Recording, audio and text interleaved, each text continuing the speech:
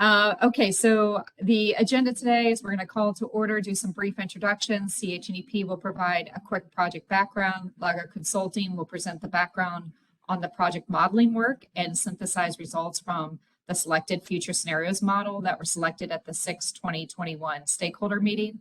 And then we are going to gather your feedback as far as input on the results and the recommendations from this report. Draft report that's going to be forthcoming, which we will be distributing at close of business today.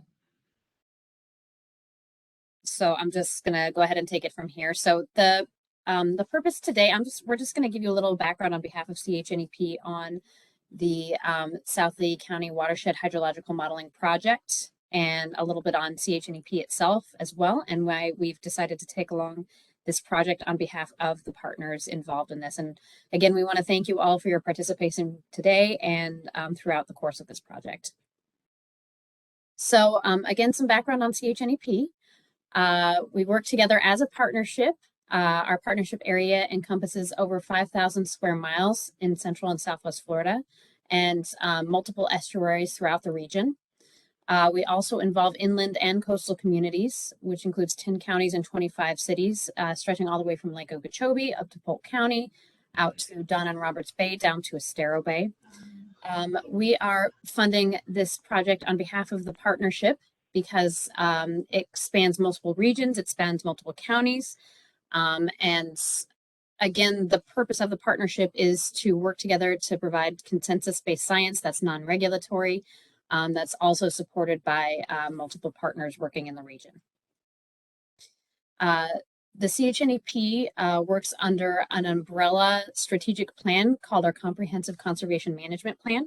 We work within 4 areas, including water quality improvement, hydrological restoration, fish, wildlife, and habitat protection, as well as public engagement.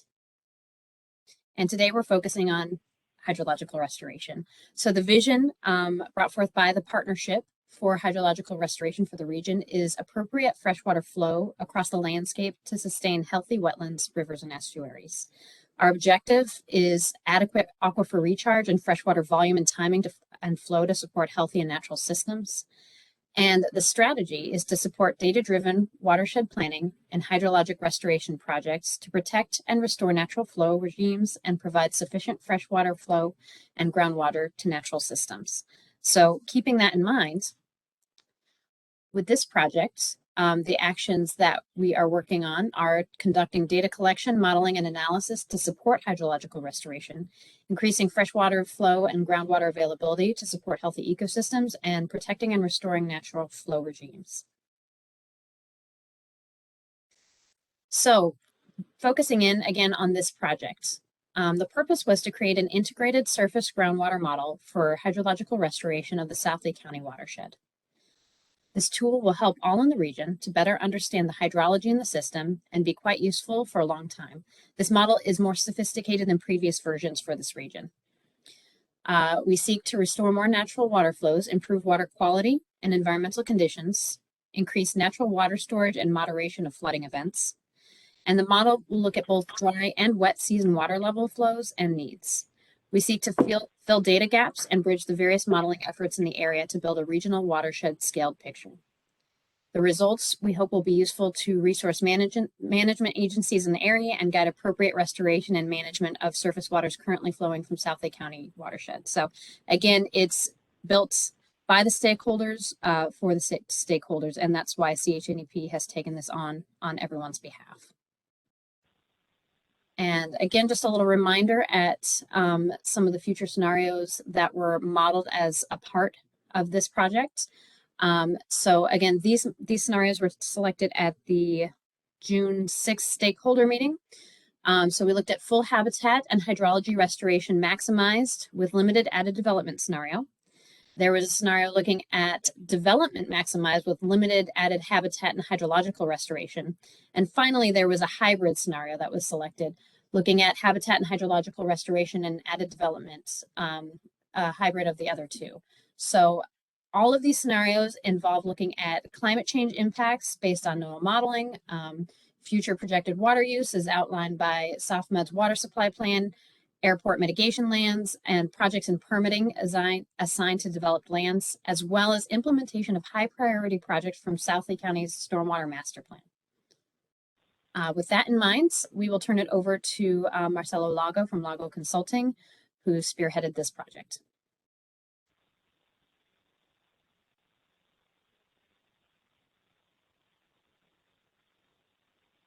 Marcel, it looks like you're still on mute, but whenever you're ready to get going, just go ahead and say next slide to me. Can you hear me now? Okay. Yes. Thank you, everybody. As Nicole was saying, this is the South Lee County Watershed Initiative Hydrologic Project presentation. Next slide, Nicole. We are near the end of the project. We have been through different tasks, as you can see in this slide. Task 10 was the future condition scenario modeling, and is what this presentation is about.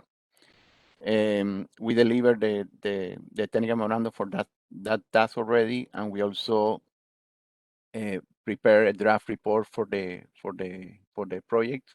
Basically, that would be the last report. And in terms of meeting presentations, we have this presentation and another presentation pending. That would be the final presentation. I am right, Nicole? Yes. Okay. Next slide. Well, when we are tasked to conduct future condition scenarios, and we started from an existing condition baseline model and start to add changes into the model. And even though we were tasked to do only 3 scenarios related to land use changes, CHNEP and we as consultants feel that we needed to do more intermediate scenarios because to understand better the effect of everything. So the effect of adding future projects into the models, and also the effect of adding the climate change. So because of that, we, as you can see in the model development diagram that you see in the slide, we started from the existing condition baseline model, as I was mentioning, and then added recent developments, the recent urban developments that are happening at this moment, and also added higher priority Lee County Stormwater Master Plan projects, and other recent and future projects that we found. And after that, we ended with a model version that we call Existing Condition Model with Projects, or ECWP. And when comparing that existing condition version with projects, we are able to see the impact of the different projects added into the model. After we finished that model version, then we added climate change and sea level rise, and the future potable water supply extraction. And we ended with a model version that we label as future condition model baseline, or FCM0. And of course, if you compare FCM0 with the previous version, which is existing condition model with project, you will be able to see the effect of the climate change and sea level rise and those changes that we introduced in the model. And from the future condition model FCM0 or baseline, then we applied the land use changes, as Nicole was saying. So we had 3 scenarios. The first one, FCM1, with maximum restoration. The second, where we try maximum development, and we label as FCM2. And a third one that we label as FCM3, and it's an intermediate scenario between them. Next. These are a list of different projects that we added. So we try to make a list here. So we introduce recent developments that are happening at the moment. We introduce high priority Lee County Stormwater Master Plan projects that are listed there. And also we added 2 other future condition projects. And the problem was that when we added this project, particularly the Lee County Stormwater Master Plan projects, we started to see negative impact in some wetland areas. So we needed to iterate, and in the process we changed some control elevations for the gates to open. We replace maybe some culverts with control structure that will open and close at certain conditions, something like that. And after 10 iterations, we ended with a model version with modified projects that will not have negative impact in wetlands. So next.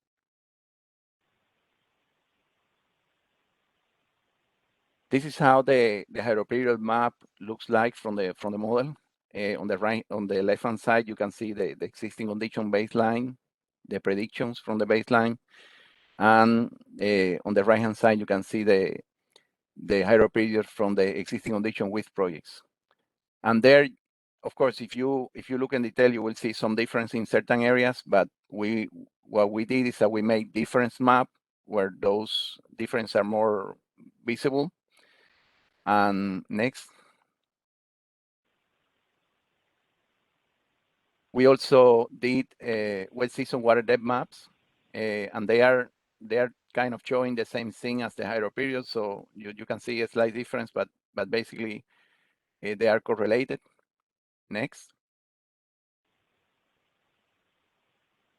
And in this slide is where we present the differences. So difference in hydro period, so existing condition with project minus existing condition baseline, and also difference in wet season water depths. So and here you can see better the effects of the different projects included. So in one of the projects that we modified, they proposed a hydraulic structure to basically to communicate the Blackstone Preserve with the model area, with the site edge in the model area, and because the gravity will not help will not always help for the flow to go north. What we did is that we included a small pump, a 10 PSS pump, to take some water from the Blackstone Preserve and put it into the model domain, basically. And you can see in green the increase in hydro periods that will cause, that small pumping will cause in that area. Also, you can see areas where urban development were introduced in the model, like Verdana, the place, and things like that. You can see that the hydro period will change in some cases for shorter hydro period, in other cases for longer hydro period. And toward the south, you can see a dashed line there that is a proposed berm from the Lee County stormwater projects that would cause increasing hydro period at Carkey Preserve and also at the headwaters of Kill Canal structures. Next. This is a zooming view, and here we present some of the area. For example, we have the site edge from Lee County Port Authority in violet there, and you can see that it would be this inflow from Braxton Preserve would impact positively that area in terms of hydro periods. We have also toward the bottom the place, the urban development that is being constructed at the moment, and you can see that some reduction in hydro period there, and the explanation is that there was a flowway, a natural flowway originally that was obstructed by that urbanization, and this development is trying to restore that flowway. And when you restore the flowway that has been blocked, then you have shorter, a little bit shorter hydro periods and also water depths. You have there the mining pits outlined by a blue line, and also you can see there the white blue development. That again, all these from the site edge to white blue would be impacted positively if 10 CFS are pumping when possible from the Blackstone Preserve south. Next. This is the zooming of the southern part of the model of the hydro period map, and there you can see the Verdana development with increase or decrease in hydro period depending on where the urban land is and the other parts of the developments are. And also you can see there more clearly the berm that is proposed in the Lee County stormwater projects. And you can see how the berm will produce longer hydro periods in those two places, at Kirky Preserve and also in the headwaters of Kill Canal structures. There was also a project that we tried that was basically in the Big Rockery Swamp Trail. We tried to stop the water there a little bit more than it is actually, and then you can see the longer hydro periods that are north from Big Rockery Swamp Trail and also toward the east. Next. The project was not intended to evaluate flood stages during extreme rainfall events, but we had Hurricane Irma in the simulation period that we were analyzing with the model. So we did a brief analysis of the model predicted peak stages at 5 locations that are listed in the table there. So in the north and south branch of Estero River, in Halfway Creek, and all of them at the intersection with the I-75. And also at Imperial River west of the I-75, and in the last row there at Kill Canal weir structure. And when we do the difference in peak stage, which is the last column of the table, you can see 2 cases where the peak stage is lower, which is good, right? So we are decreasing the peak flood prediction. There is a slight increase in the south branch of Estero River that has to be addressed in the future, to verify that happened and also to see why and try to address that. In the case of Imperial River west of the I-75, there is no increase or decrease. And in the Kill Canal weir structure, we have a slight increase, but this is expected because the intent of the berm is to hold water up in the case of heavy rainfall event, and this is what the berm is doing. So next. When we introduce the sea level rise in the model, what we use is the intermediate height scenario with low accretion. And that, according to the NOAA webpage, that gave us a mean increase in tidal levels of 1.64 feet. And this is what we apply in the model. So we rise all the tidal boundary conditions by that amount. Next. And this is that was by year 2050. And in the case of the climate change, what we did is that we used originally the DHI climate change tool and put some of the parameters that we needed. So center in the model domain, also year 2050, etc. And that gave us, in the table that you can see there, that gave us an annual increase annual decrease in precipitation of 10%, an increase in reference evaporation or potential evaporation in 6.3%, and the temperature will increase 3 degrees Fahrenheit by year 2050. So this is according to the DHI tool. The 6% increase in potential evapotranspiration is reasonable. So there are other literatures that has numbers similar to that, and this is because the 3 degrees Fahrenheit is a consequence of the 3 degrees Fahrenheit increase. However, the minus 10% change in annual rainfall is an extreme case, and in the literature you can see reports of plus and minus 10% in range. And what's happened is that what we notice is that there is lack of consensus of how if the future rainfall will increase or decrease. And for this project, what we took the decision of leave the rainfall unchanged in the model. So all the time series, the rainfall time series that were inputted into my G were left the same, and the reference CT were altered by the 6.3% mean annual average. But of course, we apply the monthly percentage that you can see in that table for in that case. Okay, next. This is the results from the water budgets from different models. And you can see in the last columns that we did the difference between FCM0. So after we applied the climate change and the previous model version, which was the existing condition with project. So the last column has the effect or shows us the effect of including the climate change into the model. And you can see that the actuality in the model increase as a consequence of increasing the reference CT by about 5%. In the table on top is for annual budget, and the table at the bottom is for wet season budgets. And you can see that annually, in average, the actuality increased by about 5.2%. In the wet season, the ET increased by 5.6%.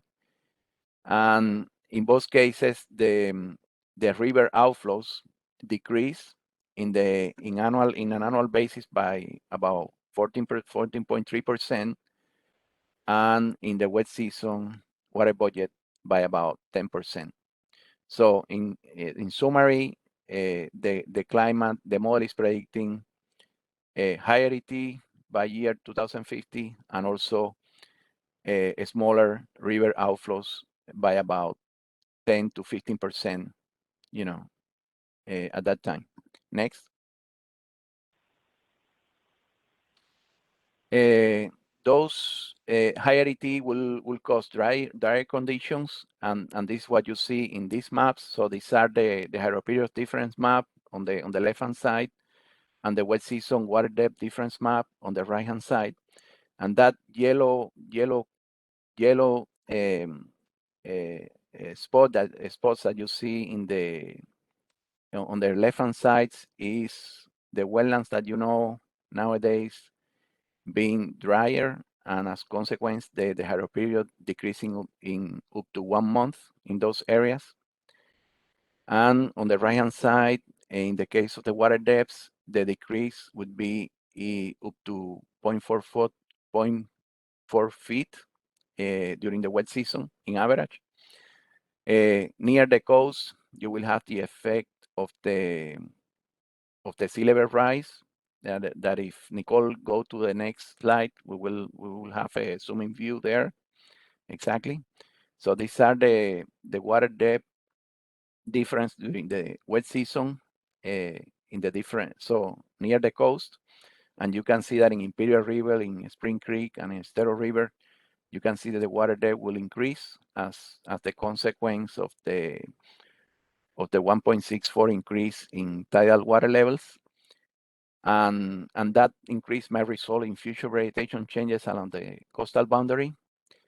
And also, we believe that the sea level rise plus the reduced river outflows that the model is predicting may have negative impact on the freshwater resources near the coast. Next. Well, in terms of land use change scenarios, this is how the map of changes looks like. The blue color is for restored land use, restored to natural conditions. And this is mostly predominant in the first scenario, which is on the left. And then in the center, we have a predominant red color, which means developed urban developments, proposing that maximum development scenario, which is FCM2. And then on the right, you have a map of the FCM3, which is the intermediate scenario. The green color is for preserved areas that we didn't modify the land use in them.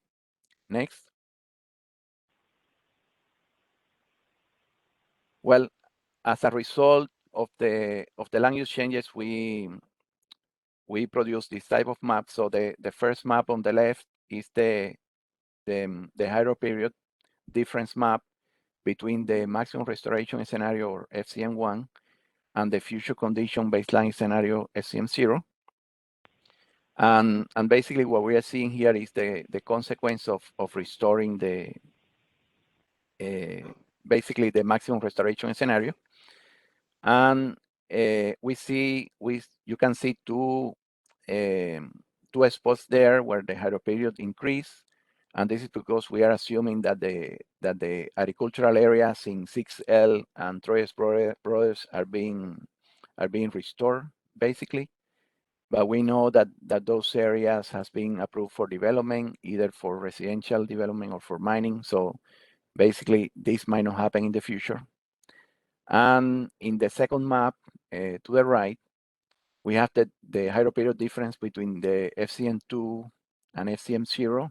FCM2, remember, is the maximum development land use change scenario. And in this case, we see mixed results. So we see some areas with higher hydro period, some areas with smaller hydro period. And of course, you may understand that if you urbanize, you have to raise the topo at those places. You have to have drainage system in those places. And as a consequence, you may have lower water depth and hydro periods in those areas. But also because you are pushing the water away from the urban areas to the adjacent areas, the model is predicting increases hydro period in those areas. So as an example, you can see there in an arrow, we are assuming that the 6L in this case would be developed, the 6L area, and as a consequence, you can see an increase of hydro periods at Flint Pen Strand area due to the runoff from the adjacent new development. So basically from 6L. Yes, correct. Next. Well, the CHNEP wanted this project to have a specific recommendation, right? So, and we, in terms of recommendation for future projects, we thought about proposing green structures and gray structure and green infrastructure. The gray infrastructure will create additional storage at disturbed and development areas and at mining pits. And in those areas, the water can be routed to them during the wet season with subsequent release during the later part of the wet season to offset the predicted hydro period changes from dry condition in the future. That will also help to offset flooding impacts since extreme wet weather events are predicted to be more frequent resulting from climate change. So this is related to gray infrastructure. In relation to green infrastructure, we can also create additional storage and restore hydro period in existing wetlands. The Corkscrew mitigation bank is an existing example of that. And we can create new cross berms across natural wetlands and slugs to accomplish that, and also new weir and gated structure at creeks, existing creeks, rivers, and canals. Next. Well, where to build the structures and berms? So we took a few hours of our time and produced the maps that you see on the left-hand side. So basically, we put there in that map the existing structures and their control elevations that we have in the area. So in red is existing control elevations, and we start to add it in blue, potential places where you can put cross berms or weirs and gated structures in flowways, right? And this is very preliminary. Of course, if something like this is going to happen, we'll need a more detailed study. But basically wanted to show that to present the idea that we can basically store more water as the water goes from upstream places to downstream. So we can try to store water as in the way, by doing that. Now, how to operate those cases? So the the district has been doing for a long time a good way to do it. So they have a good procedure to do it, which is establishing seasonal rules with lower control elevation during most of the wet season, and also they establish emergency operation before forecasted rainfall storm in order to have more storage when the storm, the forecasted storm comes. In terms of future modeling, we think that the model developed during this study can be kept as a living tool with frequent updates and verifications. This model can be used to evaluate scenarios to enhance flood protection and also well and hydro periods in the area. And once we have more certainty in future rainfall prediction, we can redo again the climate change scenario to have a better estimation how the future well and hydro periods will look like. Okay, and I think that concludes the presentation, Nicole. All right, I'm gonna try again. Hopefully let me know, Nicole, if there's any technical difficulties. One thing I want to clarify is that there isn't another South Lee County Watershed Initiative stakeholder meeting per se, but there is a CHNEP Technical Advisory Committee meeting later this week on Thursday that everyone is welcome to join us. It's a public meeting. It's going to be both a hybrid meeting where it's going to be held at the Charlotte County Utilities Environmental Campus on Harborview Road, as well as be available to be joined virtually through WebEx. So if you're interested, feel free to put your name in the chat and we can send you the meeting invite. But basically what we wanted to talk about in conclusion here and just kind of get brainstorming input from all of you on is, is looking at additional recommendations. So the project outcomes is that this tool is designed to help the region to better understand the hydrology. And it should be quite useful for a long time. This model is more sophisticated than all the previous versions. It was built upon those, but it was even more accurate with all the additional field verifications and different things that were done to calibrate this model. We would greatly value your participation and input in ensuring that your expertise informs the final report recommendations. As mentioned, there is a draft report that we have just received, which we are hoping to post to our website by end of day today for everyone to start looking at. But we would like to get your input to what you've heard this morning with regards, to the report recommendations. So the current modeling is complete, but looking at those report recommendations on further analysis and implementation of low-hanging fruit type projects, we want to get any ideas you might have. After reviewing the model results from the future land use scenarios, the maximum development, maximum restoration, and hybrid scenarios, how do you feel about prioritization of future land use? Are there any questions you have? We're happy to go back, look at different slides individually based on your comments and questions and talk about those further. And do you suggest any specific recommendations for next steps for future modeling or specific preservation or restoration projects? So with that, why don't we go ahead and open the floor, and feel free to either raise your hand, or if you're unable to do that, to unmute yourself and ask your questions now.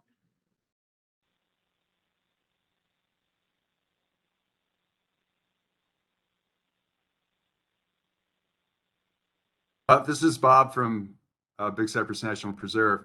I really enjoyed the presentation. I really was captivated by the mission statement, the vision statement. I thought that kind of painted just everything that followed in terms of the modeling, really provided a clear picture of where it was going. I guess my question is, from a groundwater standpoint, and the presentation was so good. and the model tool seems to be such a useful tool to have for the landscape. It's something we lack in Big Cypress National Preserve. And that's where I saw on the third point of the mission statement that you want to be able to make data-driven decisions. So I guess my question is, I was wondering in terms of groundwater, how it's an integrated groundwater surface water model.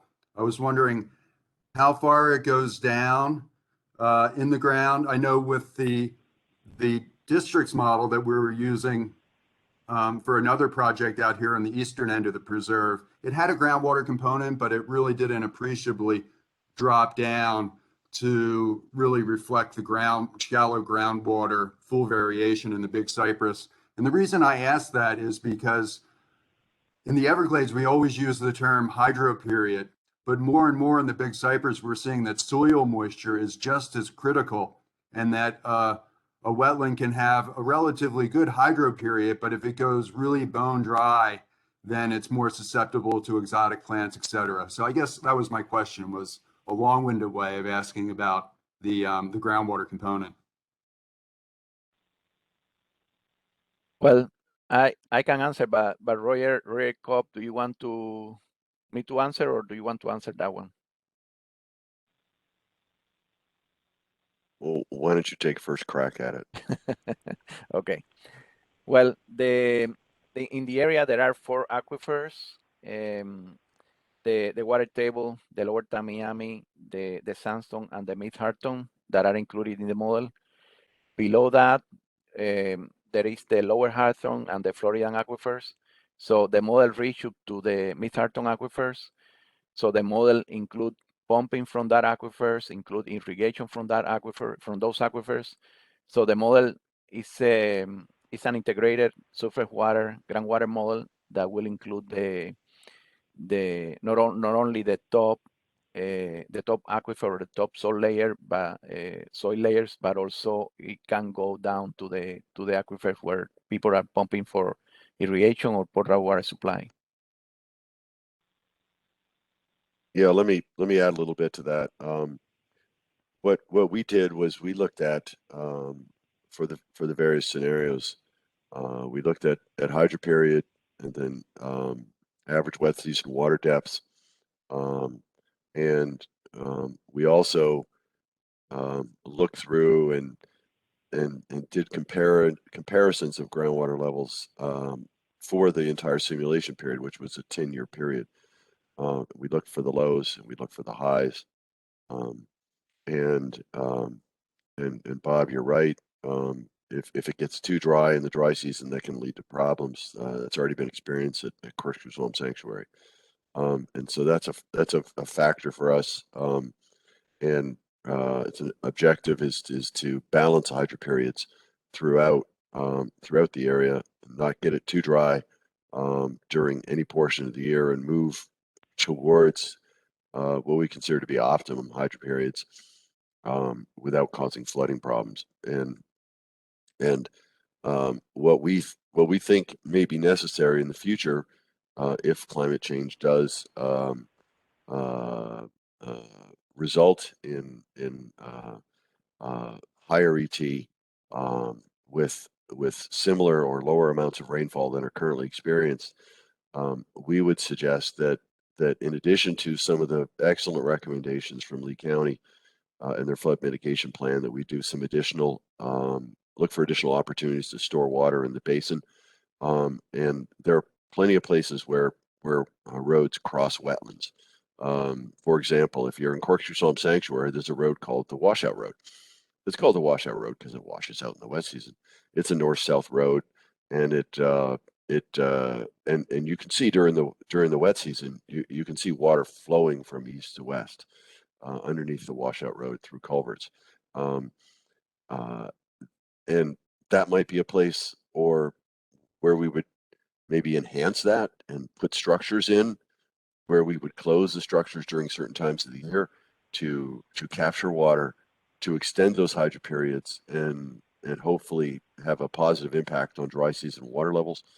And maybe we do that at additional locations in Flint Penn Strand.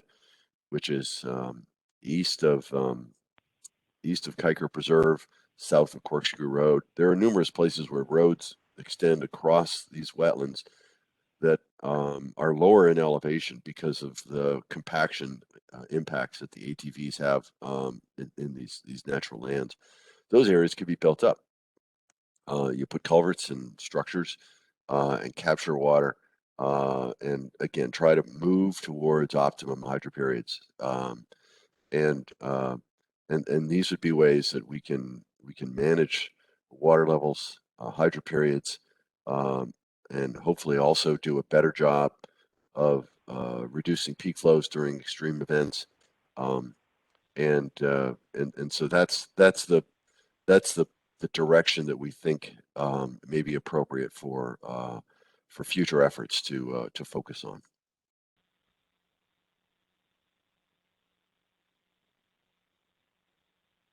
Well, thank you. That definitely answered my question. So it substantially models the groundwater, and it's an interesting area because there's it's a mosaic of, it's difficult to manage water when there's a mosaic of developed versus undeveloped areas. Unlike the Everglades, you have this big contiguous area that you can kind of just manage for natural areas. Getting those thresholds right, wow, you need a really accurate model, and you need that's a really sophisticated model. So I could see something similar, being applied in the Big Cypress. We currently lack that. We've kind of had a reach over model from the Everglades, but I think this gives us something to think about, as we look south. Thank you. Right. One of the things that that having a mosaic of different land use types in the watershed, that's in some ways a benefit. For example, I'm aware that that a recent development that is under construction right now, that's referred to as Verdana. It's south of Corkscrew Road. It's east of I-75, east and south of the place, and my understanding is that during the development of the plans for that, there were additional culverts that were constructed to allow more water to flow underneath Corkscrew Road, and that there was additional storage that was incorporated into that development to provide basically that sponge that we've talked about that we need. And not only did they match the regulations, but they went beyond what was required, and they have more storage than the minimum requirements set by South Florida Water Management District. And that's an opportunity that private development can provide to help better manage the basin.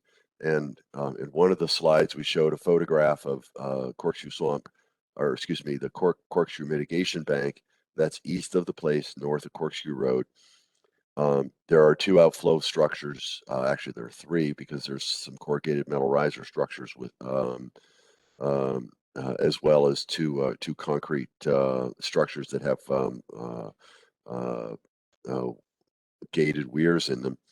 We could manage those areas more actively if forecasts suggest that we need to capture more water in the landscape, and utilize that to not only minimize peak flows during major floods, but also to extend hydro periods during the dry season, at the end of the wet season. And so one can say, oh, we shouldn't have any more development, and that's a nice idea for some folks. But the reality is, until a fairy princess arises with her magic wand to just buy up a whole bunch of land, development's going to occur. And if we can manage that development so that those development projects provide ecosystem benefits, that's going to help us overall in moving forward to achieving the goals of this project. And one thing to add here is that, as Roger is talking about the opportunities with new developments, but with regards to existing developments, to your point, Bob, I mean, we certainly are looking for achieving multiple objectives. There are a lot of flood issues that have occurred in the Imperial River watershed, for instance. So we've been working closely with Lee County, the district, and LAMCID to coordinate efforts to make sure that we're providing recommendations that benefit flood protection and flood reduction efforts while also enhancing natural resource protection and restoration. So just wanted to put that out there, that was part of the overall thinking in trying to look at how to optimize projects that are in the works that are being undertaken by other entities in the partnership, and making sure that, we are able to, protect humans and protect our natural resources equally well. So if anybody else has any other questions, feel free to unmute. We're happy to go back and look at some of those maps again. But we really want to stimulate some brainstorming discussion here to talk about not only the results, but what recommendations we want to fold into this report to try to build off of going forward with the initiative stakeholders. Good morning, everybody. This is Sean Clem, the Research Director at Corkscrew Swamp Sanctuary. Great presentation, Marcelo.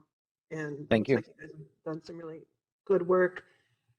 I'm finding it really frustrating as Corkscrew is, fighting to hold on to whatever water we can, to see that the future looks like we're going to be losing even more water through ET. So I think I'd like to really better understand the implications for the sanctuary and for Crew, and some of those other areas that have high ecologic value in the region, and specific recommendations of what can be done to minimize that as much as possible.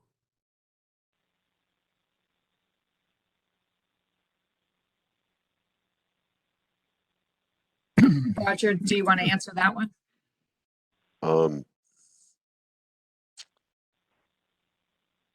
I was multitasking. I apologize. Sean, can you ask that again? Sure. I'm just looking for the kind of, what does this really mean for us at the sanctuary and surrounding us at Crew, in terms of what are we looking at in terms of our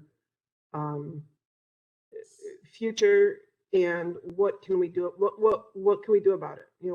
What opportunity do we have regionally to try to mitigate for some of that water loss through ET? We're doing on the ground restoration now in the goal, with the goal of reducing ET. Is that enough? Should we be doing more projects like that? What can we be doing? Yes. I just wanted to make sure I answered the question completely, which is why I asked you to restate it. So I apologize for that. But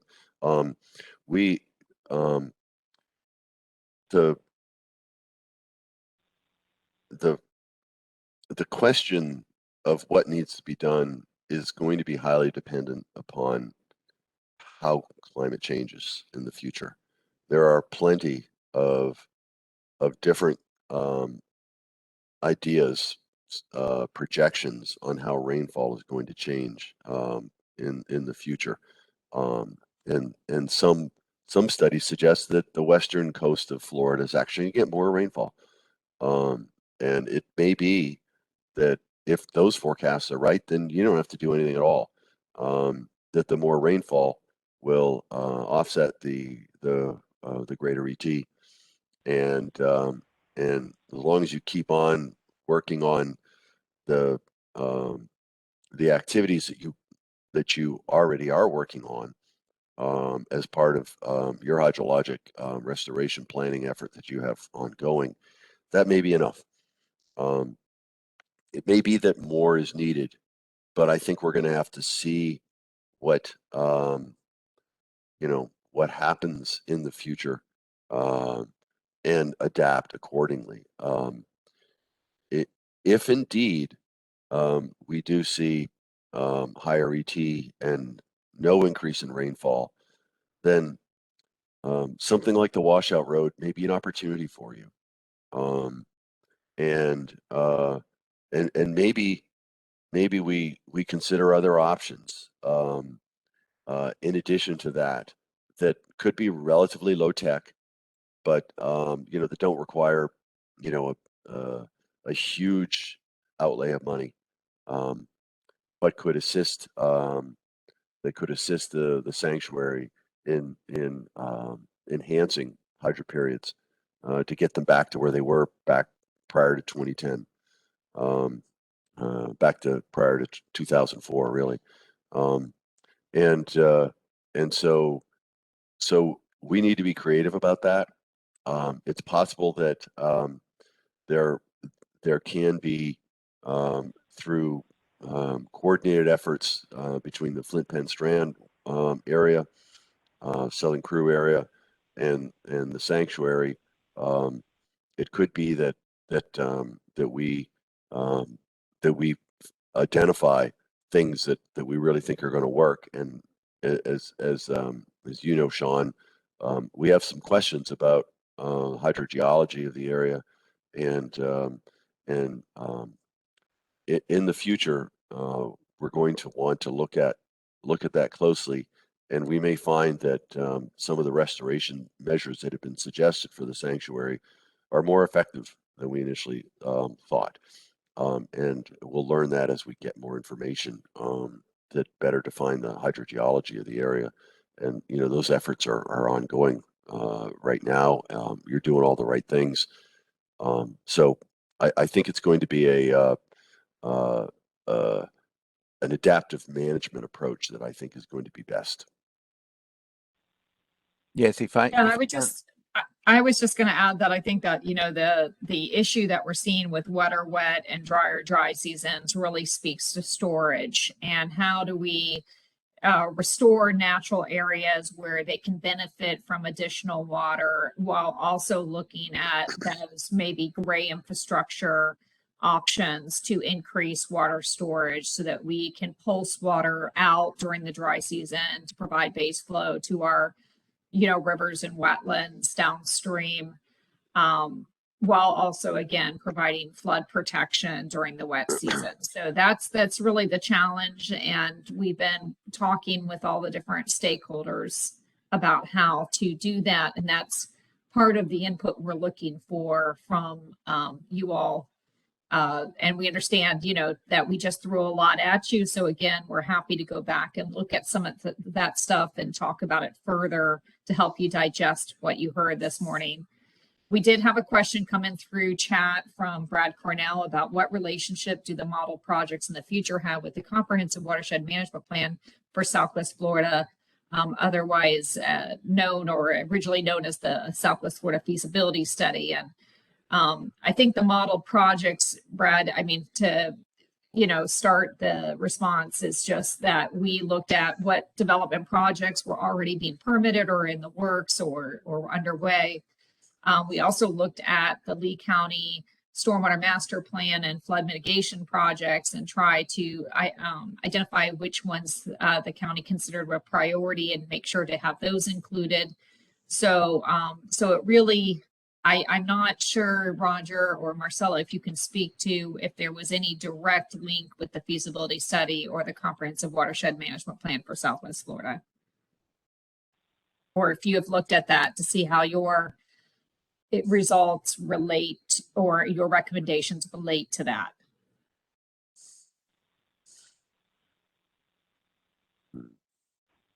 There was a feasibility study that was done, I think, close to year 2000 or so. Is that the story that the person is referring to? Yes. It was back a ways, but yes. Okay. Yes, all these models are based on the geological model and also the hydrogeological data that we use in terms of top and bottom of the different layers.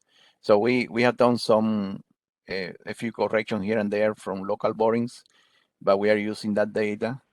And also for the pumping, we are using the monthly pumping report from the district, and also the future pumping is the one that basically we are using for future pumping, the permit pumping, because if we try to use the percentage prediction from the increased prediction from 2014, that will give them more than the permit amount. So we are using permits amounts, so maximum permits amount for these intermediate and shallow aquifers, assuming that there might be other ways to extract water from there would be more extraction from the deeper aquifers, and also another ways to get water. So is that answer your question, or?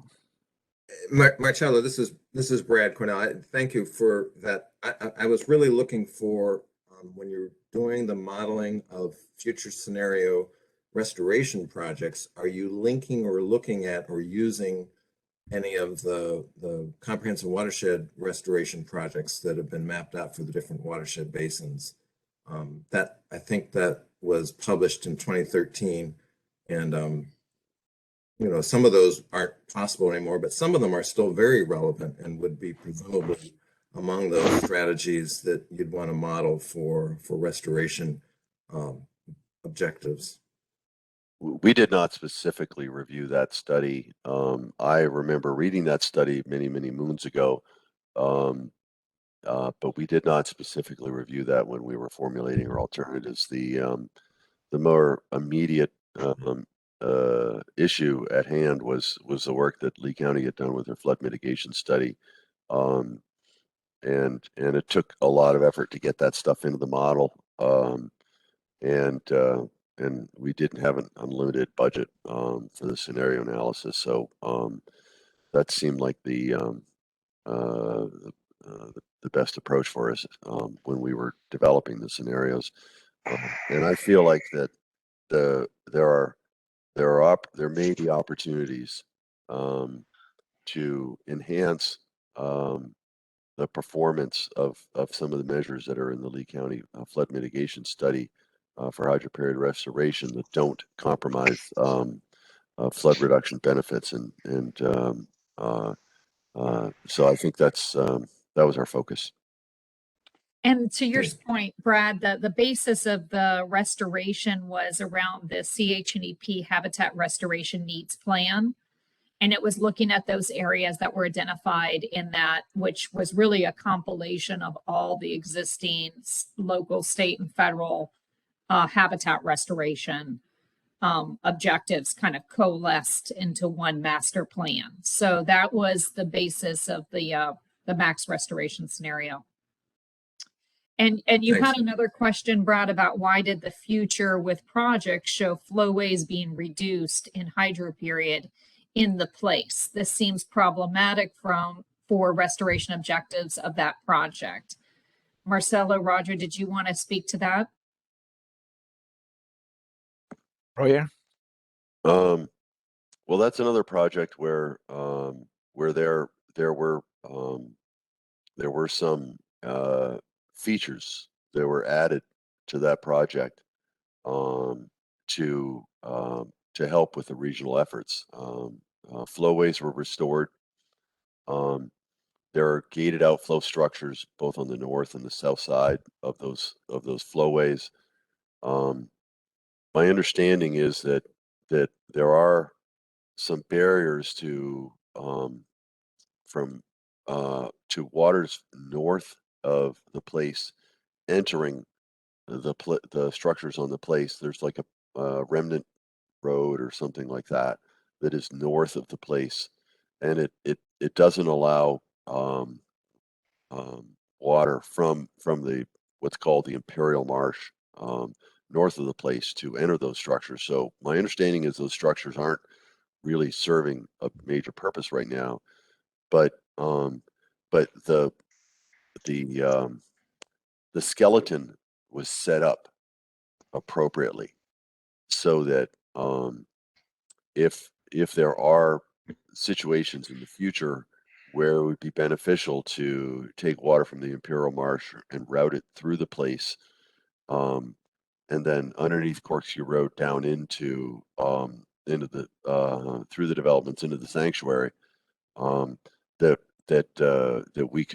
we could potentially make some changes to lands that are not owned by the place that would help with hydro-period restoration goals. So they set up the right structure so that we can utilize those features to help with hydroperiod restoration. Okay, thanks, Roger. It just looked like on the difference map that something that was being modeled as an added project was reducing the hydroperiod of the place, even from what it is today. Well, there are reductions in hydroperiod in portions of the place, and those reductions in hydroperiod are the developed lands, because those developed lands, the elevation of those developed lands is increased. So so they've moved some dirt around on the place, which is what development projects do. And in the course of that, they were able to restore those historic flowways. And so you do see areas of the place that appear to be drier in the future, but you'll also have areas that will be wetter in the future, because of the restoration work that they did for those historic flowways.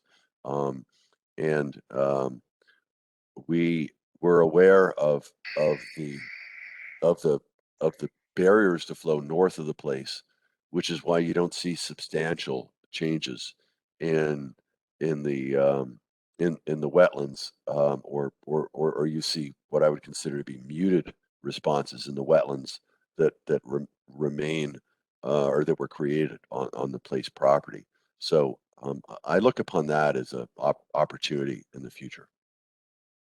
If I can add, Roger, the image that Nicole is presenting there, you see some yellow spot there that represent decreasing hydroperiod from 0.5 to 1 month. Yes, those yellow spots are a consequence that before the place, the historic flow was blocked, and the place restored that. So at least in the model. So I have to see with Roger what is the road that he mentioned, but when we model that area and we include all the features in the from the place development, then some features will supposed to restore that historic flows, and then if the water is not blocked as before, then you will have a reduction in hydroperiods and water depths.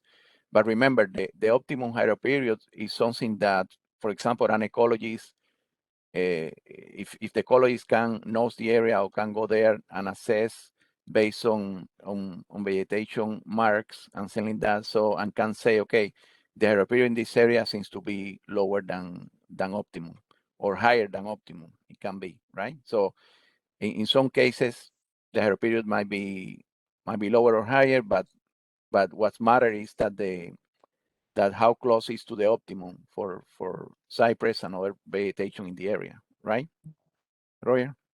Yes. Yes. Thanks. Let's take a closer look at that. This is Roland too. Our office looked at that development, just to clarify a little bit, that the light blue line, basically that property was bermed off and flows diverted around that property.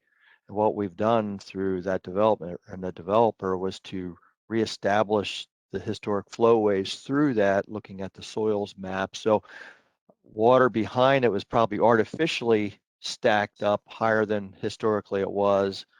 And we were able to bring some flow through the property and also increase the culverts underneath Corkscrew Road to provide that connectivity south to and getting that water down to where they need it into the slough to the south. Yeah, thanks, Roland. It just, since this is a difference map, that was what caught my attention. I'm a little confused still about the difference, why it's less with projects. That's really important, Brad, and thank you for that input, because, I think the natural inclination is to look at these difference maps and assume that like any difference from existing would be negative, but sometimes the existing is already negative and we're correcting the negative, and areas that are over inundated that need to be corrected. So maybe we can make a note to that effect if it isn't there already. And that's the kind of input we're looking for that can help us make a few final minor refinements before the draft report goes out to make sure that everyone understands and interprets the data correctly. I'm trying to keep up with chat, but Nicole, do you see any other questions that we've missed? I did see some about wanting a recording. Certainly we can go ahead then and make this recording available. We'll look at doing that, and if possible, we'll try to send that out with the draft report at the end of the day today. Jennifer, this is Bob. I had one more from Big Cypress. I had one more comment, and it's kind of tearing off what Brad had discussed and Sean and Roger about the effects in Corkscrew, the applicability of the Southwest Florida Comprehensive Watershed projects.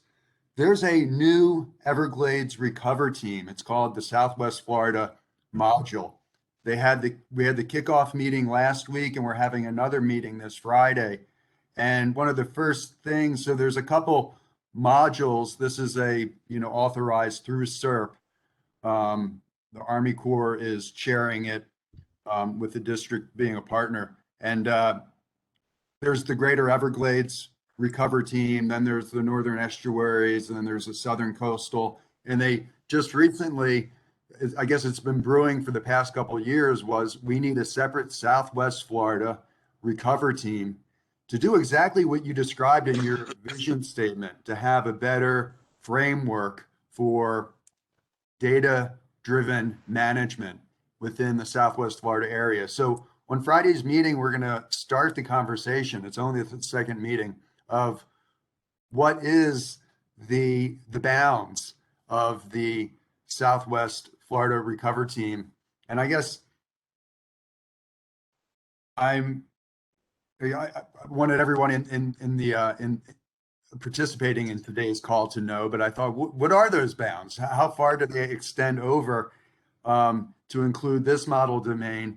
And to what extent could similar model tools that you've developed be folded over to, I think that's what the Southwest Florida Recover team is ultimately shooting for, is having this sort of tool to be able to use within the Southwest Florida Recover area. Yeah, and that's actually part of the recommendations too, is future modeling analysis. So if people have ideas of specific things that they think should be modeled in the future, looking at this as a living tool that we want to continue to use, we want to make sure to capture those as well. So perhaps maybe you all can throw out, I know, Brad, you had mentioned the feasibility study. That's an idea. But, other ideas of trying to utilize this tool to do further scenario analysis. And I was also thinking about Sean's question. There's the Immokalee Regional Watershed Study, and there's, I think, an increasing drive in the Immokalee area to figure out, how to provide additional flood control, but then also get that water into the natural areas. And in what Brad described as the watershed plan, that was the feasibility study. There's the State Road 29 infilling project, but I think that's another study that's within the control volume of potential future activities and recommendations that might factor into how flows, go into Corkscrew. So I do think in that eastern end, it's the model domain kind of. Lake Trafford used to be kind of the headwaters of a radial, all of Southwest Florida, spanning from Estero Bay all the way down into Big Cypress National Preserve, the seepage that came off the Immokalee mound. So, yeah, so I think that'll be an important discussion to have during our Friday meeting, to figure out what are the bounds. And this is a important study to fold into the Southwest Florida Recover team's initial knowledge base moving forward. So I'll keep you posted, and maybe we can follow up, whoever's interested in attending that meeting, who hasn't been participating. It might be a good opportunity to get in.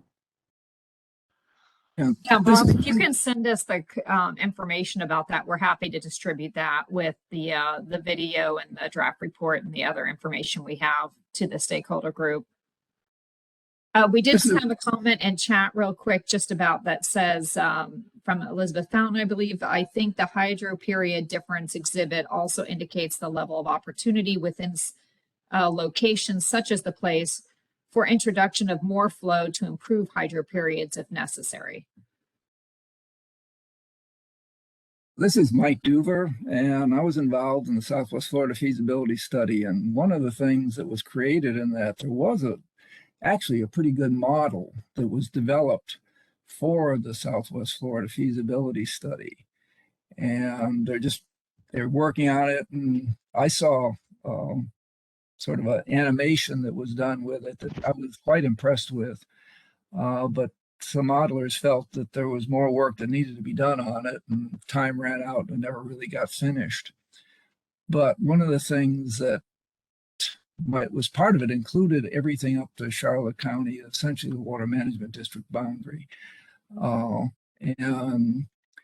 But Bob's comment about a model for Southwest Florida and the Big Cypress, that if we used a boundary essentially that divides the Caloosahatchee watershed from the lands to the south of that, that was included in that original model that was created for the feasibility study.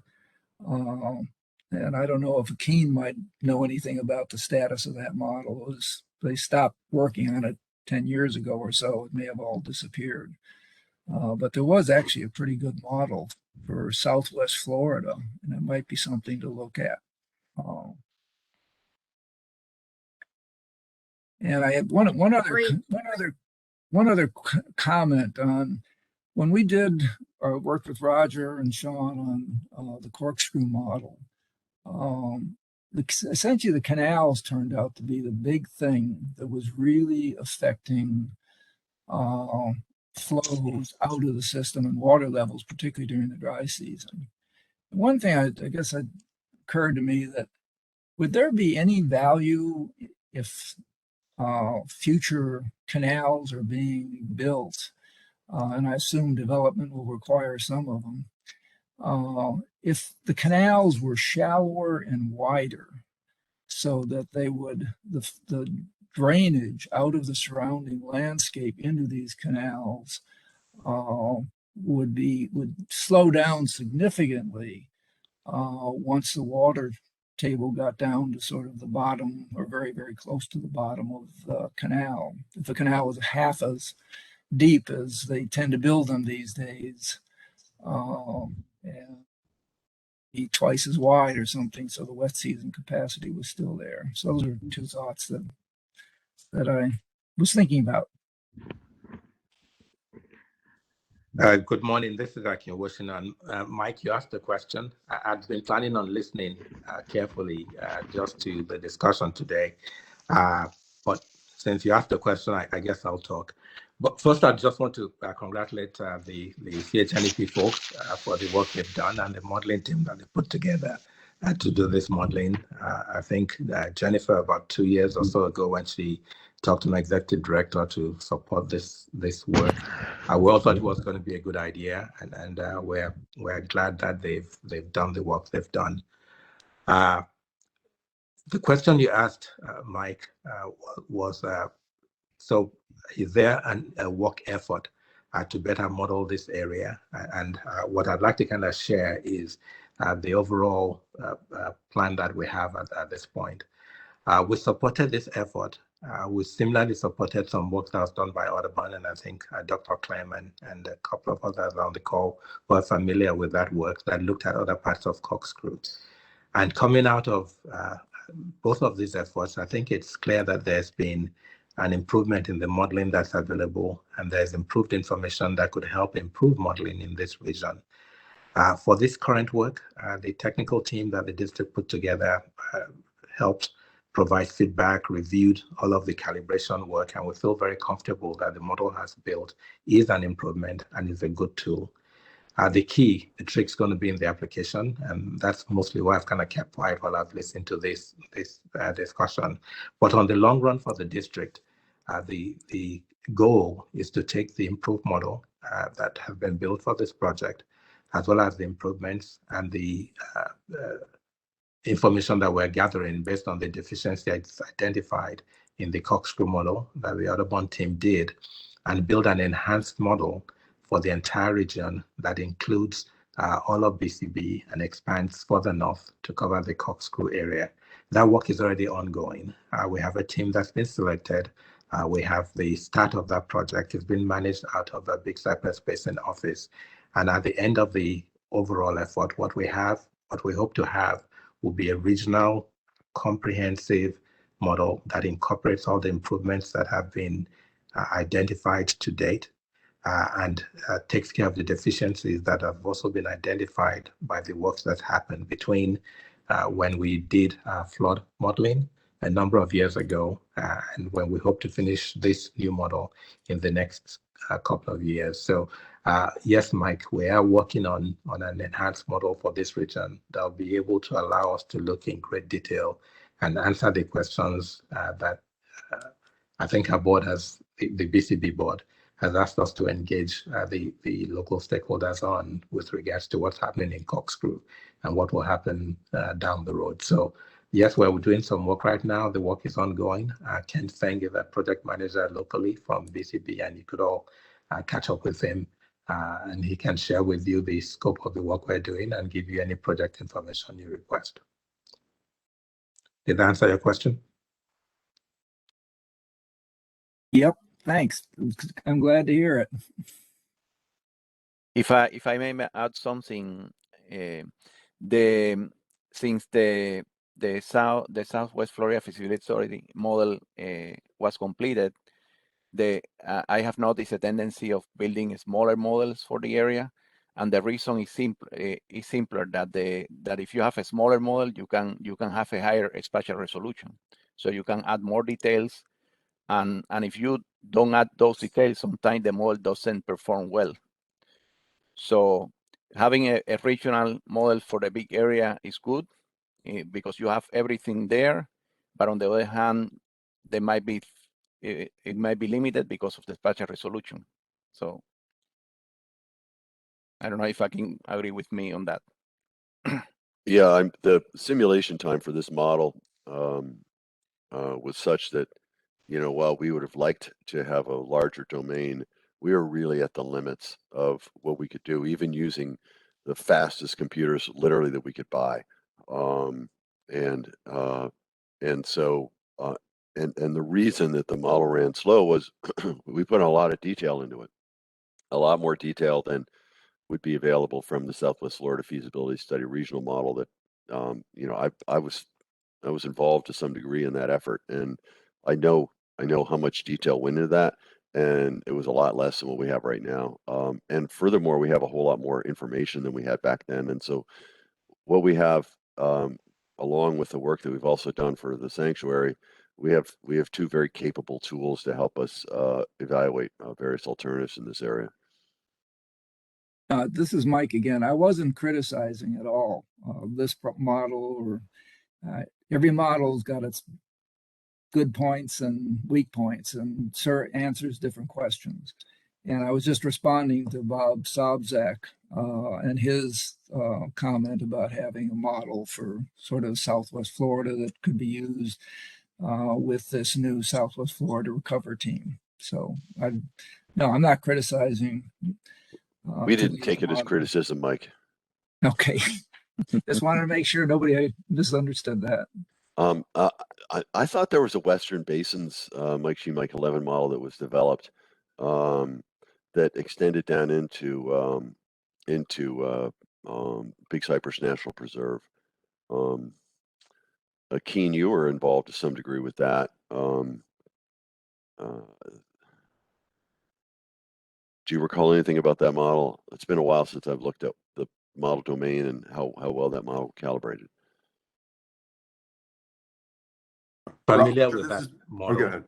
And I am familiar with that model, and I think it's been, I'm assuming it was archived in MMS, so it can be pulled up quickly. It's one of the things that we haven't done much work on for now, but that I anticipate sometime within the next 2 or 3 years we'll pick up again, because the program that It's been run out of my shop. The flood protection level of service program will be targeting the Western basins to start looking at addressing flood control issues within that region.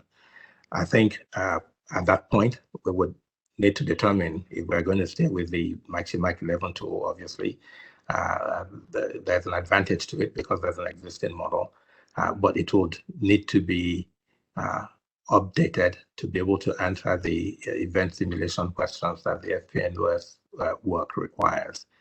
Now, the one key difference with much of what's been discussed today and some of the work that happens in FPLOS is, while the focus of my effort in those other projects is mostly wet conditions, and you can make assumptions that help you address flooding issues, I think that what generated this work, or what motivated this work we're talking about today, is the ability to simulate long-term, but also to look at dry and wet conditions.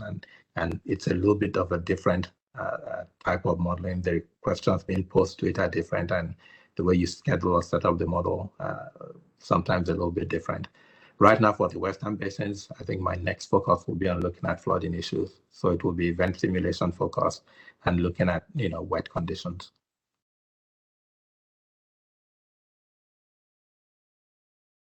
This is Bob, and maybe one of the recommendations is that this model domain, I mean, it really, you're talking about that scaling issue. It does define kind of the optimal way to model a watershed, and that Southwest Florida has other similar scaled watersheds, and this in particular provides a very powerful model for that database driven water resources management that could be applied over to the Camp Keys Strand Basin or to the Big Cypress National Preserve Basin. It's just something we lack in the preserve. So I think that might be a key recommendation, as making it a really useful tool, and then extension of that tool to other areas, not necessarily making it bigger, but using that as a model for applying to adjacent areas using similar tools, because it can powerfully inform where we monitor and how we understand the ecosystem. And I think that's really why the Southwest Florida Recover team is forming, because they want to have a similar way to evaluate what's going on in the left-hand side of the Everglades, that 50% in the Big Cypress that we often forget about.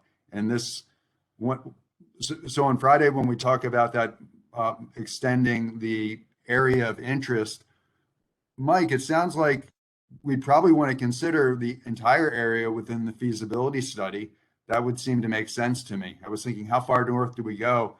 And under the current Recover team, under the initial map that was provided by the Recover team, it went up to the Caloosahatchee, but I'm thinking it just should probably include the entire Southwest Florida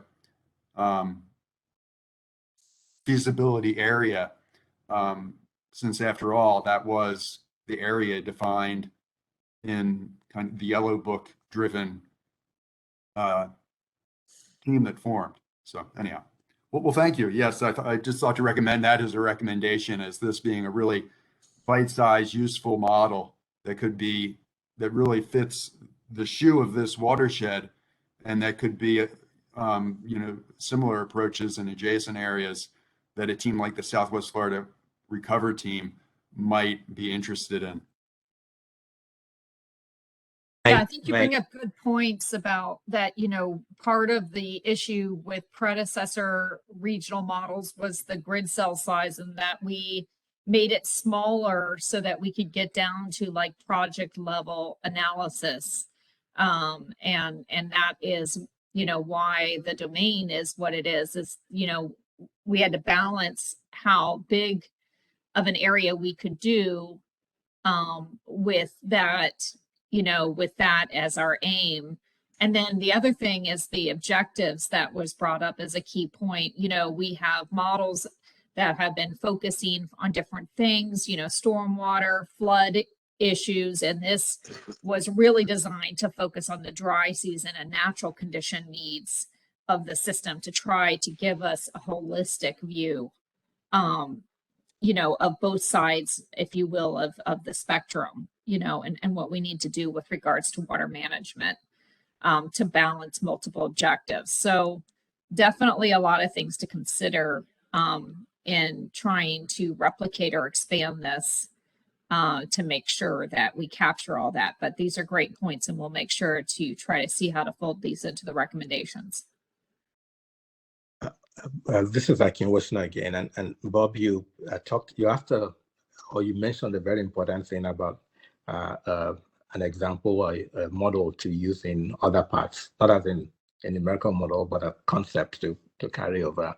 And what I just like to share is that that's currently the practice.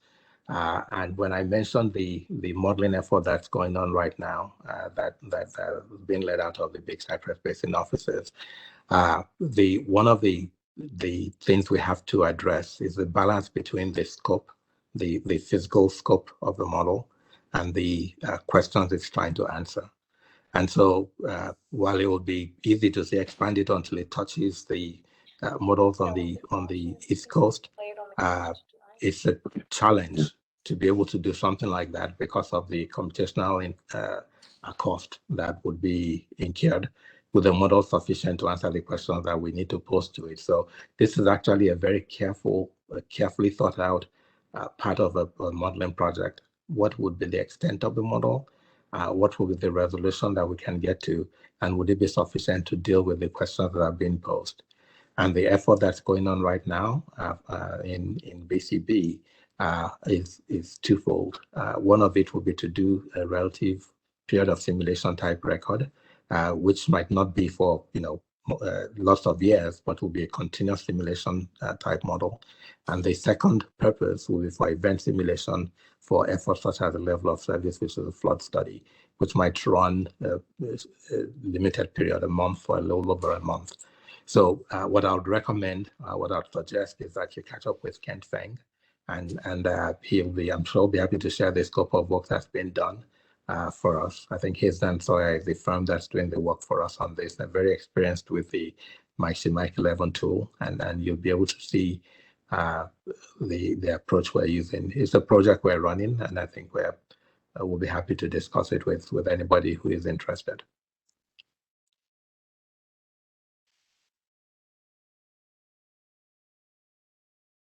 I had the second part of my question about the making canals shallower and possibly broader, so that if they're broader, they could still carry the wet season flows. But if they were shallower, they could maybe reduce the amount of drainage that's occurred in the landscape during the dry season. Anybody have any thoughts on that?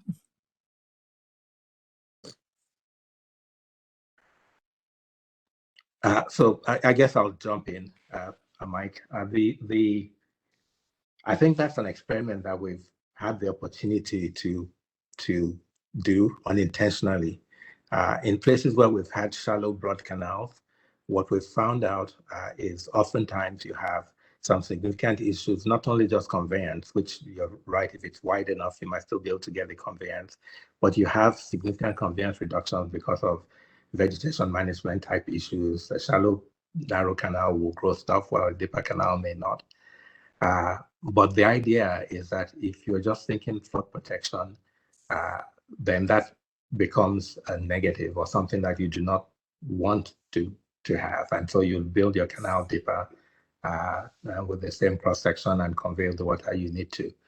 But what you're asking for is a slightly different paradigm shift. It's like you're building the canal with the intention of essentially letting it naturally turn off its discharge capacity as the water table drops.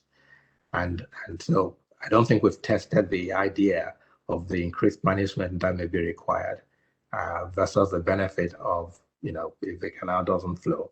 I think the way we've addressed that historically has been to put a structure in there and maintain the water level where you want it, because what drives the flow into the canal is not the depth of it so much as the gradient between the groundwater and the water level in the canal. So we could achieve the same objective by holding the canal fuller. But I'm sure there are little details like, you still have VT while you have open surface water, and the canal could eventually, even with the structure, go below the depths that you would have if you just had a shallower canal. It's just not one of those things that we've tested with that purpose, because for other reasons, like maintenance and the ability to have it function continuously when you didn't need it to function, we found deeper canals to be more efficient and more effective. But it's more efficient and more effective as draining, not as not draining. So I guess it's something that may be looked at with tools in the future and may need to be evaluated. But just historically, from a perspective of building canals to help flood protection, it has not been the good strategy for that purpose. You know, your point is something I think Roger and Marcelo also had hit upon in their recommendations, which was that that basically more control structures could really be helpful in allowing us to balance these two things and closing those structures or having those structures set such that they would be able to hold water back during the dry season, but then be able to open and fully allow water to drain during, you know, large storm events. If we had those tools at our disposal, we might be able to better achieve balancing these two objectives. I don't know, Marcella and Roger, if you could add to that.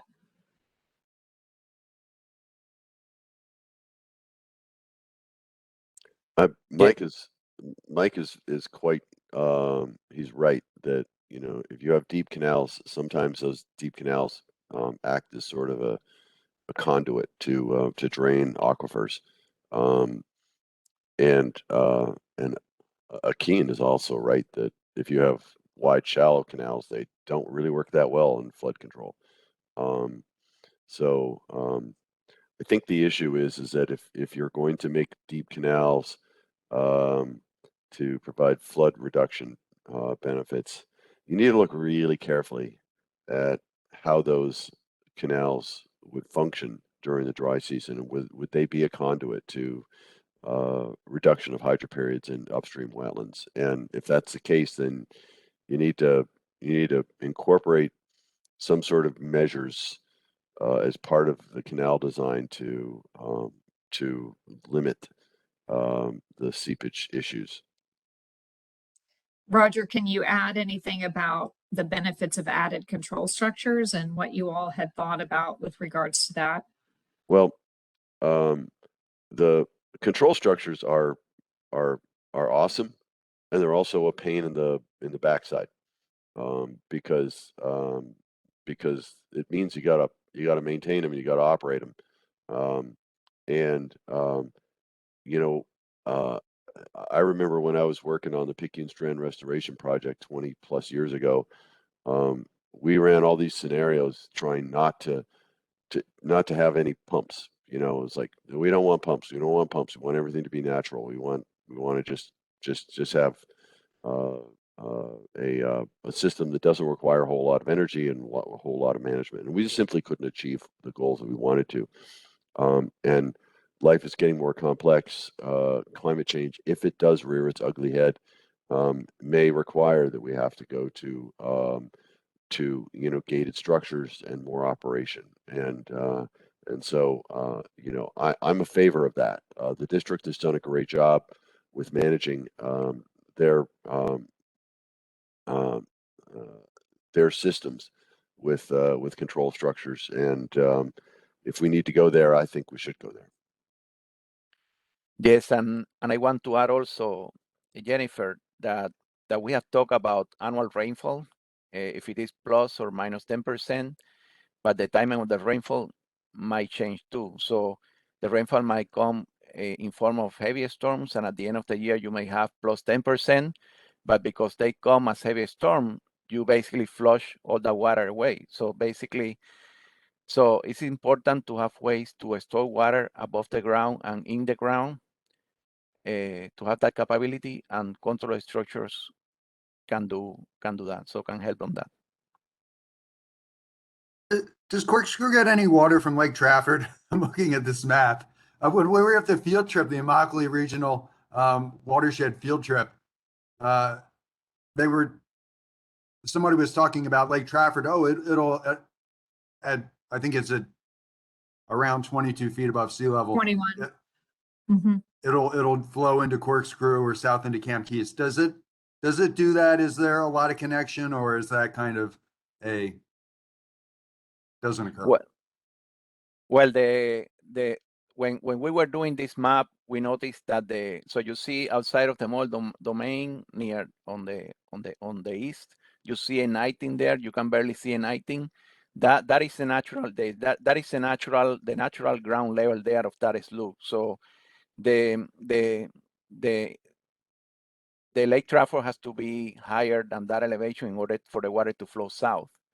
Now, on the side of the watchable road, which is the road that Roy was mentioning, which is we propose another 19 there, but in the reality, the water can flow at lower elevations there. So basically, when the Lake Trafford is not too high, the water level are not too high, you may have the situation that the water is not flowing south, but it can be flowing west.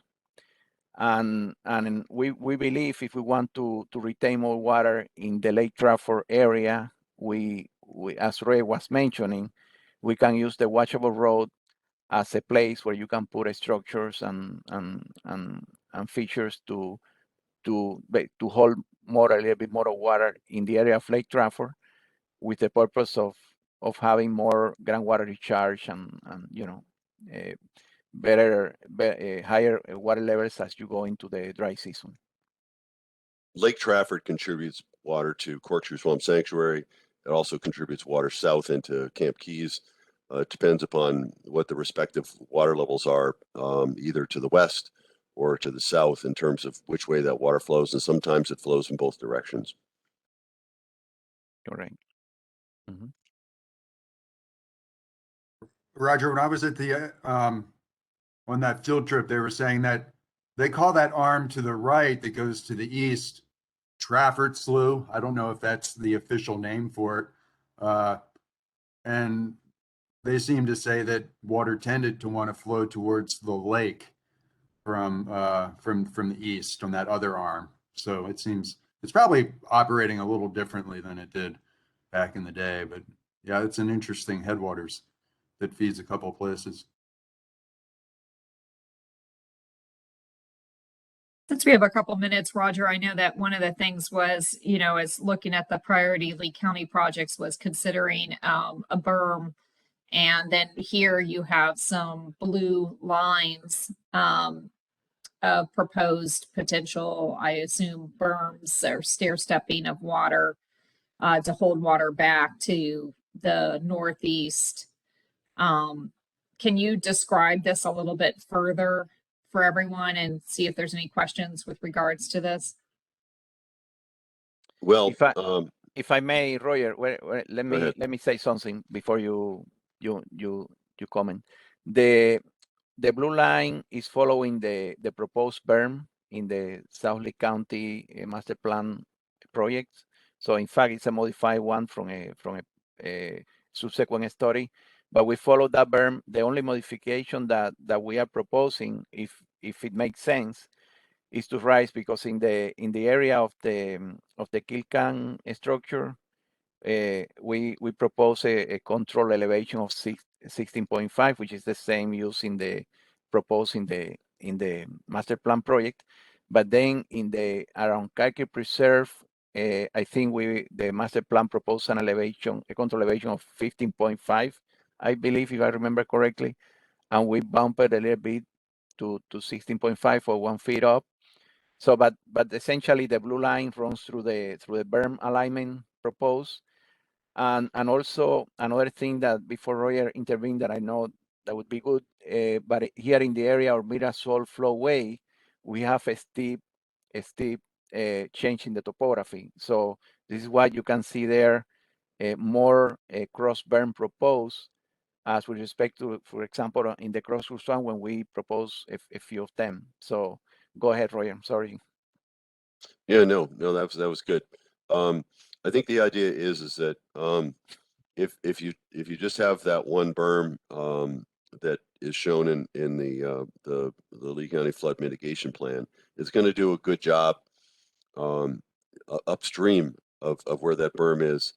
But at a certain point, because of changes in elevation, the operation of the structures associated with that berm would have a limited effect of areas further to the east and to the north. And so if we add some additional features, then we can capture more water further upstream, so that we have basically a stair stepping all the way down from the north to the south, and from the northeast to the southwest. And I think that that would be beneficial. The idea is look at a particular system, and if those wetlands are below optimum hydro period, then you look at some sort of feature that you can construct that would get those wetlands to optimum hydro period, but also provide sufficient conveyance during extreme events.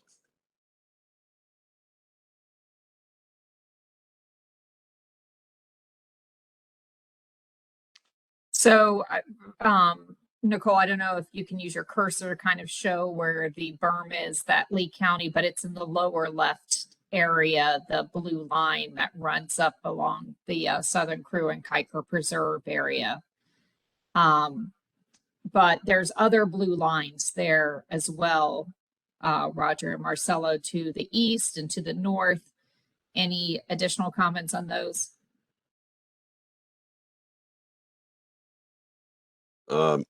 Well, there's like in the case of Kiker Preserve, about halfway, if you're looking from along an east-west gradient, about heading east from I-75, about halfway across the property, there's a power line, and it's a north-south power line, FBL power line. You know, that could be a feature that you know, you stage water up there as well, so that you get the right hydro period east of that berm, and then you know, you look at areas that are to the north of that, and for example, Corkscrew Road at the north end of Flint Penn Strand. You look at those wetlands based upon what we have seen from our field ecological work. Some of those wetlands are a touch below hydro period, and so you, in combination with potentially move water south from Lehigh Acres, you introduce water to reduce flooding in Lehigh Acres and reduce discharges of water to the Coosawhatchee estuary. You have that water in the north end of the watershed, and use that water to feed the Imperial Marsh and the wetlands that are north of Corkscrew Road. And if additional control structures would make that system function better, you incorporate them.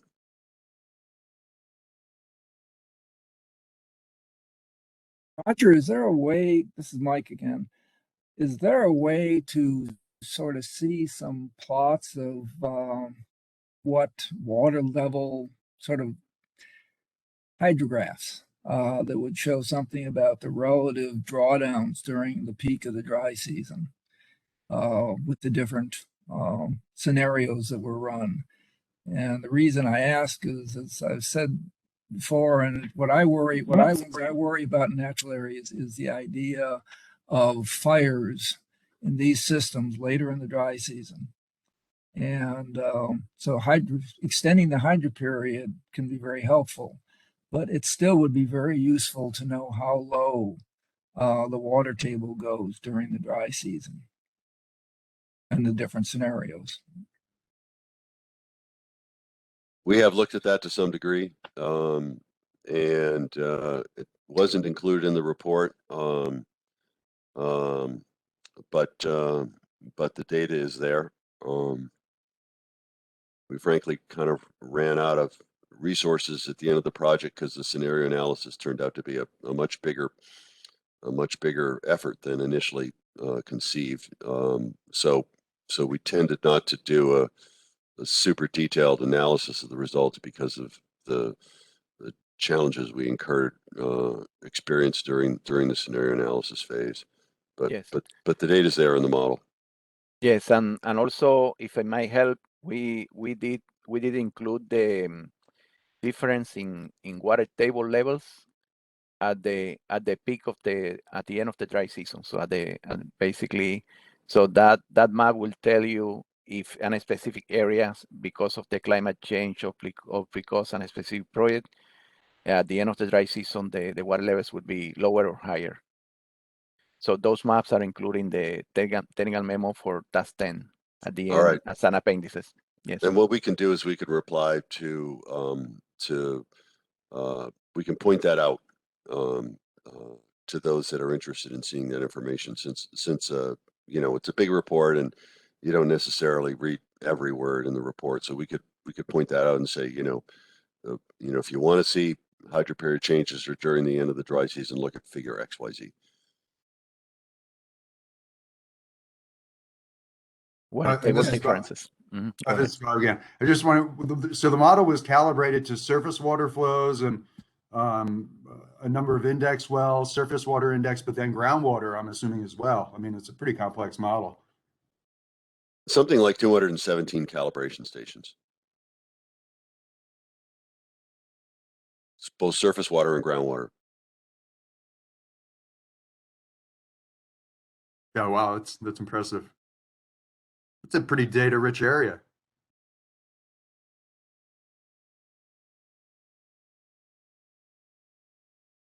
All right, we have just a few minutes left. Does anybody else have any other comments or questions? This is Meredith Bed over at Florida Wildlife Federation. I just wanted to chime in and let you know that I am looking forward to sending the draft report to Dan Smith, who we have been working with.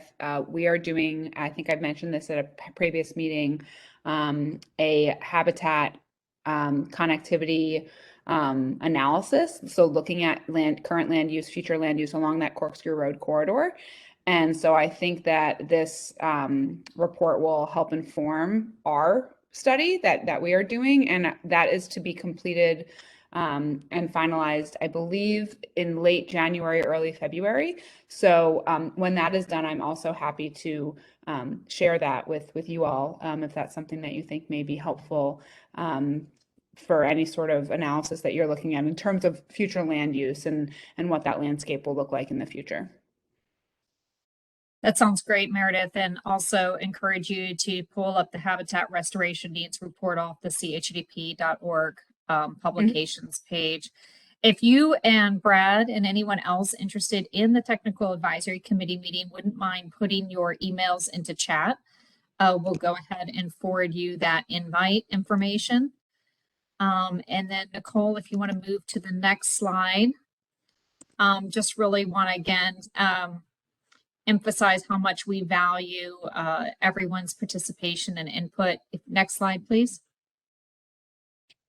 And I specifically want to thank all the different stakeholders who've been involved in the South Lake County Watershed Initiative, and specifically to the South Florida Water Management District for reviewing every single deliverable and giving us incredibly useful technical input on the modeling to get it to this point, to LAMSED, to Lee County, to all the different stakeholders that have been involved to date. We just want to thank you all. Input from discussion today will be considered in additional comments made to the draft report on recommendations for next steps for future modeling or specific preservation or restoration projects or water management projects. The draft report and appendices will be made available for review by the end of day today on the CHNP website for a 2-week comment period. We'll go ahead and send out a link to the stakeholder distribution list with that link to the draft report, as well as the video and anything else we gather up that we think might be useful to you in your review and commenting period. All comments should be submitted in writing to CHNEP at CHNEP.org by close of business December 13th, 2021, so that we can go ahead and incorporate those hopefully into the final report. We'll be making sure to assess every comment we receive and incorporate all those that are appropriate to do so. Does anybody have any final comments or questions?